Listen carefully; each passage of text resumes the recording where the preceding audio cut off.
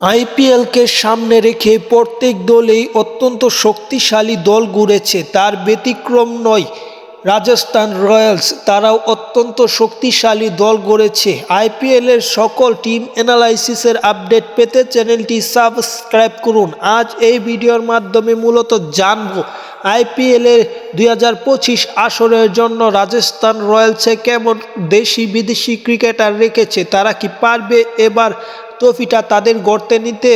তাই আমরা দেরি না করে দেখে নিব তাদের স্কোয়াডে কারা কারা বা তাদের দলটিতে মূলত কারা কারা আছে অধিনায়ক হিসেবে সঞ্জু স্যামসন, যিনি অত্যন্ত সুন্দর খেলছে টি-20 ক্রিকেটে। আছে যশস্বী যাদব, আছে শুভ দুবে, আছে বৈভব সূর্যবংশীর মতো ক্রিকেটার, আছে ধ্রুব জুরেল, আছে কুনাল সিং, আছে রিয়ান পারাগ। আরও যদি আমরা দেখি সেখানে আছে যুবদীপ সিং চরক, আছে নীতিশ রানার মতো ক্রিকেটার, আছে সন্দীপ শর্মা, তুষার দেশপান্ডের মতো ক্রিকেটার, আছে আকাশ মাদওয়ালা।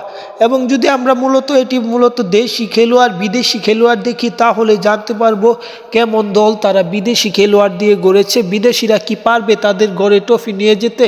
তাই দেরি না করে আমরা দেখে আসি। তার আগে আবারও বলছি, চ্যানেলটি সাবস্ক্রাইব করে ফেলুন। তাহলে দেরি না করে আমরা বিদেশি খেলোয়াড়ে কারা কারা আছে তাই দেখি।